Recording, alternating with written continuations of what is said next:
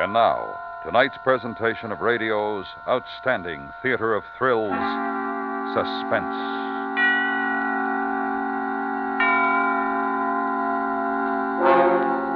Tonight, the story of a man who makes his escape from the most dreaded prison in the world.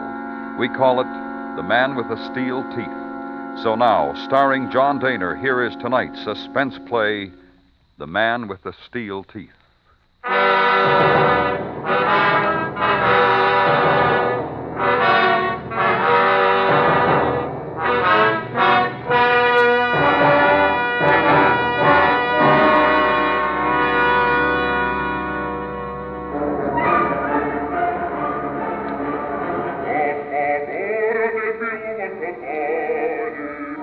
Began on the evening of April 29th. I was seated in my box at the Bolshoi Opera in Moscow, listening to a particularly fine performance of Boris Godunov, when I felt a slap on my shoulder. Полиция.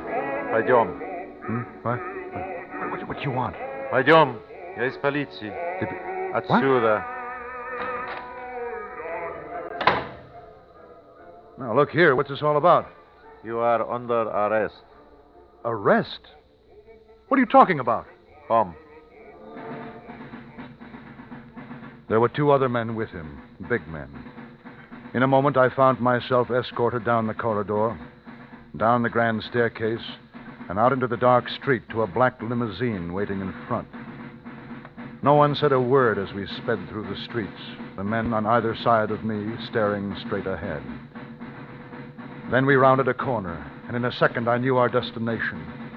Lubyanka Prison, home of 1,000 ugly secrets and the dread MVD. We swung down a long ramp and came to a stop at a huge, unguarded bronze door. Inside, I was taken through another door and steered down a long corridor. It was the cell block.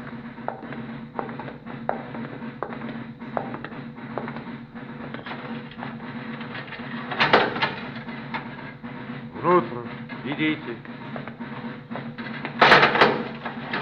And I was a prisoner of the Soviet secret police.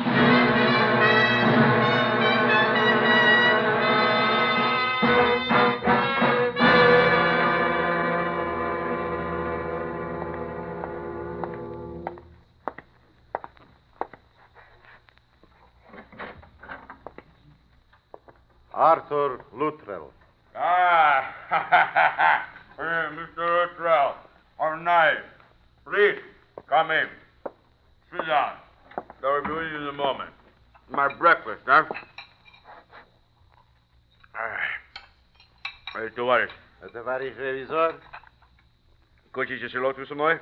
Ой, спасибо, товарищ ревизор Голови. Я сейчас позавтракал. Я ел ногу. Now, just a minute.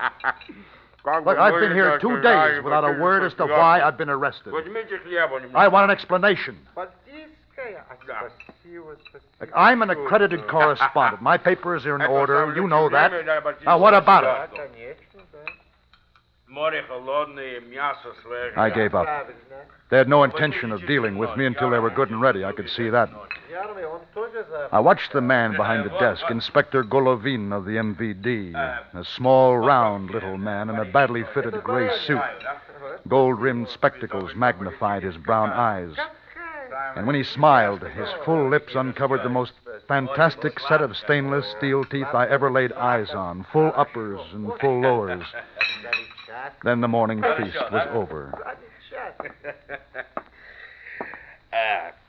My dear Luttrell, how pleasant to see you again. Again? We've never met. You know it. I see we shall get on very well. Why am I here? A legitimate question. You are here to confess. Confess to what? Shall I read it to you? You have written my confession? No, my friend. These are the charges, only the charges. The confession is up to you. With my help, of course. You are interested? Go on. From the office of Max Golovin, Inspector District of Moscow, Reverend Tiberius, First Officer. No, this does not concern you. Attested to by the following officers of the People's State, it does not concern you. Subject. Concerning the activities of one Arthur Henderson Luttrell, correspondent of UNA, citizen United States of America, resident of Moscow, 2 years, hereinafter called accused. 1. That on the morning of August 21st, 1952, the accused was observed by witnesses in an exchange of objects with Azarigin engineer, former member Ukrainian People's Agriculture Cooperative, while standing near north entrance to Workers' Palace. The little man droned on, unreeling paragraph after paragraph of nonsense.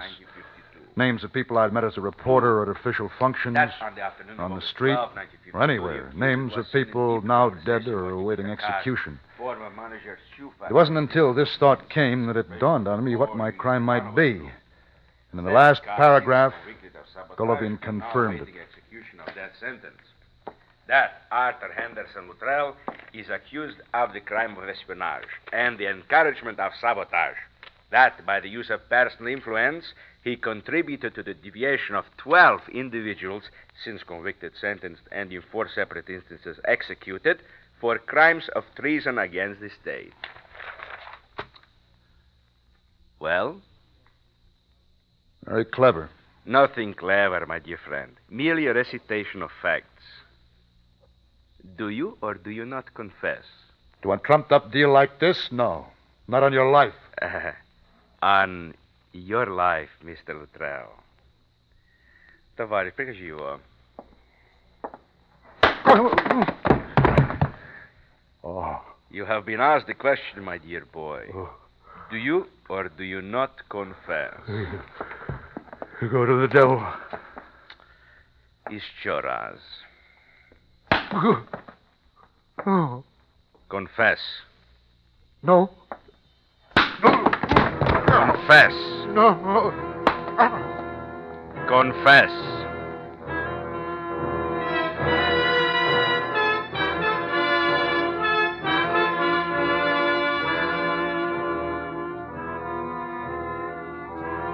Then they tried psychological persuasion. The method to wear me down to the point of exhaustion when I would gladly sign anything in exchange for a night's sleep. You will confess. You will read from this paper. Then you will sleep. No. You will read the following. The charges brought against me are true. No. I am guilty of sabotage. Read it, Mr. Luttrell. No, read it. I am guilty of sabotage and the use of personal influence. Go on. Then you will sleep. And the use of... No, it's not true. It's not true. I not... No.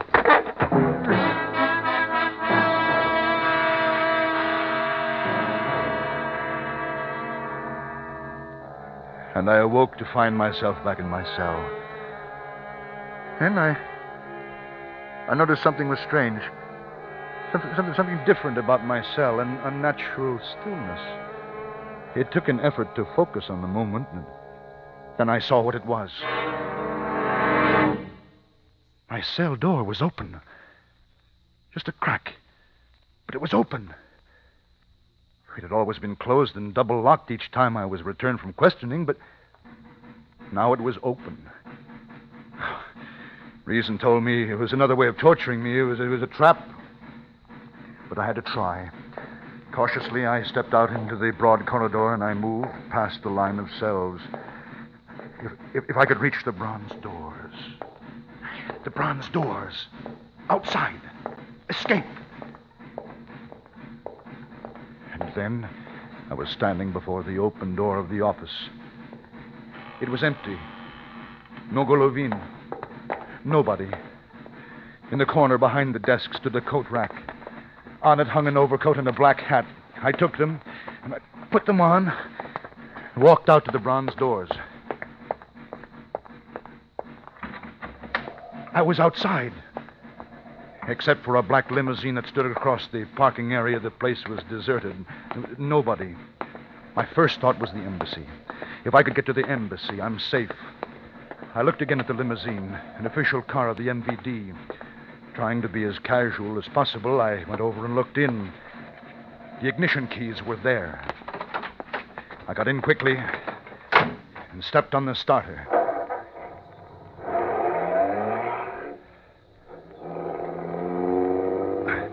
I drove carefully, alive to the fact that the city had 1,000 eyes.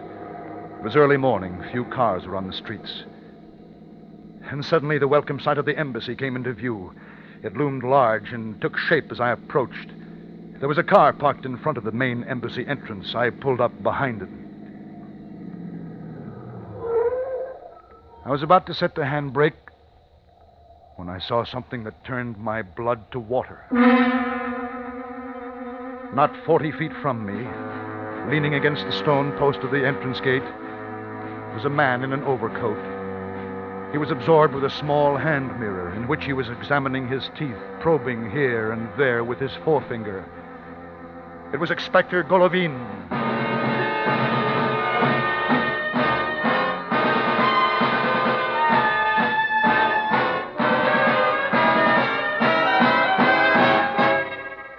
You are listening to The Man with the Steel Teeth, tonight's presentation in radio's outstanding theater of thrills, Suspense.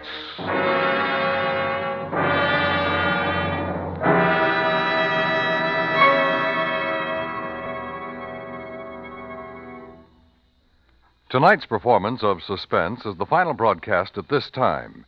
Beginning next Tuesday night, be sure to listen for Suspense at a new hour, with new mysteries well calculated to keep you in suspense.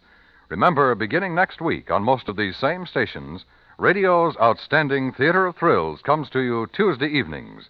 Suspense, Tuesday nights at the Star's address from now on. And now we bring back to our Hollywood soundstage John Dehner, starring in tonight's production of The Man with the Steel Teeth, a tale well calculated to keep you in suspense. Back out into the street. In the rearview mirror, I saw Golovin go to his car and start after me. I was in a panic. At the corner, I turned left and headed toward Red Square. Then began a dodging game that took us through the west section of Moscow and into the industrial suburbs. Time after time, I was sure I had lost Golovin, but he would seemingly materialize out of nowhere and fasten himself to me. And it went on and on and on until we neared a bridge. The right. And picked up speed, and in a while found myself in open country with Golovin nowhere in sight. I had lost him, or he had lost me. What difference does it make? I had no chance of ever getting back to the embassy now. The MVD would be there waiting for me with a color guard, so I just drove on. On the strength of an MVD identity card I found in the pocket of my overcoat, I obtained gasoline at a small town, and I continued on westward.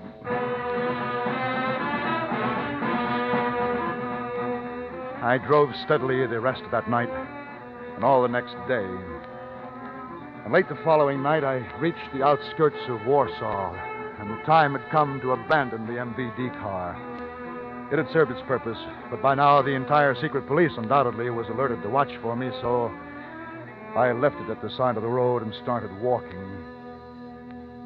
In half an hour, I was at my destination, the apartment of an old friend.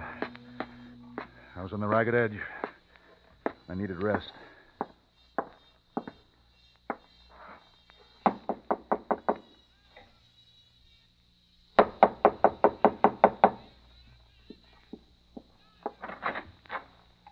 What is it? Hello, Maria. Chicago! May I come in? Oh, Chicago, you're a ghost. Yes, come in. I'm very tired. Sit down here, my darling. Here. Oh, it feels good. I will make some tea for you. Mm. Oh, it's such a surprise to see you, my Chicago. What has happened to you? Are you not in Moscow? Oh, no, of course you're not in Moscow. You're here. Why you here, Chicago? Chicago. Chicago. Already you're sleeping. That is good. You sleep, my darling.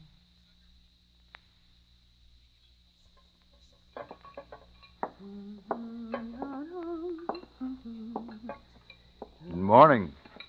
Ah, Chicago. Finally you wake up. But it is not morning. It is 2:00 in the afternoon. How do you feel now, huh? You sleep good?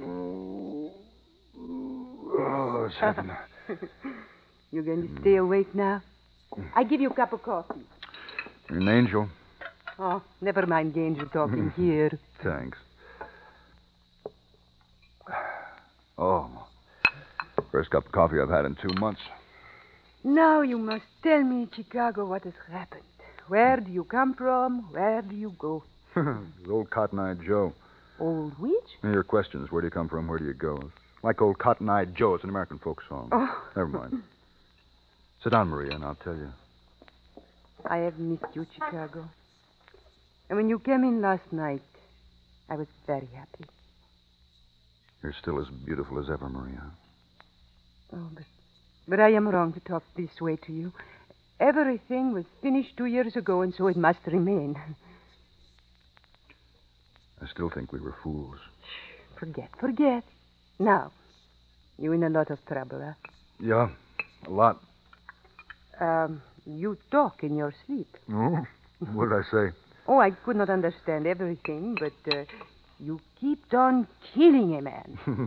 Golovin. Golovin, yeah, that is the name. You must hate him to kill him so much. Well, he gave me a lot of trouble. Oh? What do he look like? Oh, he's a small man. He's quite small. Maybe a little fat? Yeah. Mm-hmm. Does he wear glasses? I really talked in my sleep, didn't I? No, but there is such a man outside in the street who looks like that. What? Wait, I go look. He's still there. Come look, but be careful. Don't let him see you. Across the street, you see? Oh, he has been there all day. He was there this morning. He's an inspector for the MVD. MVD? I've got to get to Berlin. Yes, you must leave Warsaw. Maria, can you help me? I think so. I know someone. Can he be trusted? Yes, you know my brother, Bronislav? But he's with the communists. Oh, I shall let you decide that when you meet him.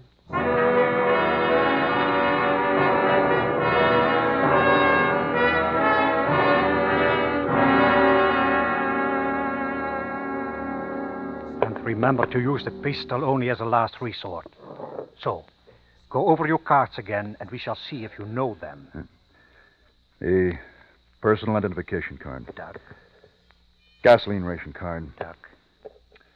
The ID badge where I work. Inspector for State Fisheries. State Fisheries. Travel permit. And a work record. Good. Now we go. Maria, I don't know how. Not a word from you. You saved my life, Maria. I'll never forget. So, give me a kiss now. Come now. Let us go. Goodbye, my beautiful Chicago. Goodbye.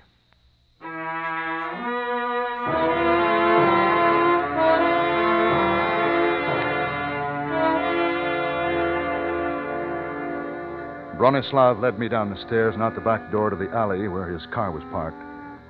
There was no sign of Golovin. A relief, to be sure, but still a surprise, since both of us half expected to see him. Maria's brother had done a first-class job arranging my escape. From Warsaw to Berlin was a cruise, clear sailing all the way, and it was a lovely summer night when we arrived in Berlin. We drove as near to the line, dividing the sectors as we could. I got out. There was a handshake between us, and Bronislav was gone. I started walking to the end of the street, the end of Soviet influence. 10 yards away, I rounded a corner and... Good evening, Luttrell. Golovin. The little man blocked my path so I couldn't get by. His hands were thrust deep in his pockets, a frightening smile on his face. So now it is the end of the road for us. No, Luttrell? For a while I thought this moment would never come to pass. But now it is all over. As he spoke, he withdrew a small pistol from his pocket, balanced it casually in his hand, and continued talking. This was the end for me. To think, Luttrell, I allowed you to escape, so that you could shoot me at the end of the road. Quite the sadist, aren't you? I allowed it so that I could make my own way here. Look, don't play games, Golovin. Games? No games. This entire thing was planned for my escape. Your escape? Mine. By following you, I could give the impression that I was only doing my duty by pursuing an escaped prisoner. A prisoner who, by chance, you understand, led me to here. You still do not believe me, do you? And I just don't get it, that's all. Luttrell, in my country, it is bad life. Soon my colleagues would have seen the things I could no longer hide, and then would come the purge. The purge of me. I had to leave before that could happen. So, now... And I find it kind of hard to swallow, I'll tell you that. Here, take my gun. Take it. Now you believe? So come, my dear boy. We cannot stand here. Let us go across the road. You see, I need you to vouch for my story when I am questioned. One thing, Golovin. Yes? What would you have done if you had found that your colleagues were closing in on you? I would have seized you immediately and taken you back to Lubyanka. You were never exactly what you would call safe, Mr. Luttrell. You were my insurance. Yeah. Oh.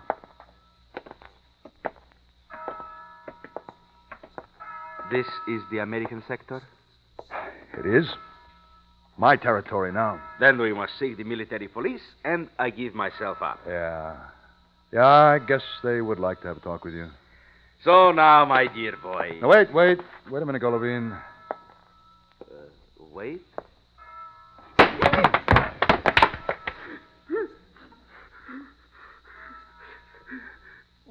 Why did you do that? A lot of reasons. You figure them out.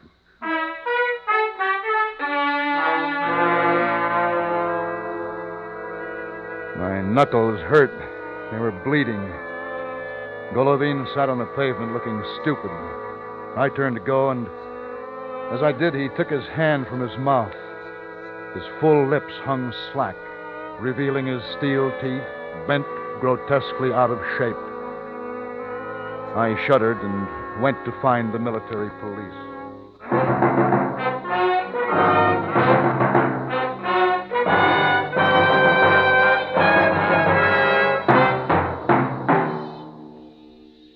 Suspense, in which Mr. John Dehner starred in his own story, The Man with the Steel Teeth.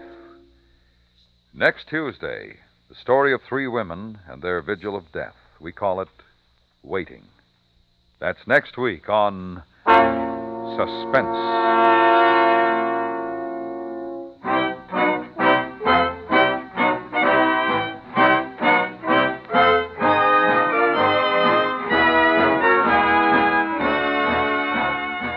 Suspense is produced and directed by Anthony Ellis. The music was composed by Leith Stevens and Lucien Morwick and conducted by Lud Gluskin. Featured in the cast were Maria Palmer, Edgar Barrier, Jack Crucian, and Robert Boone.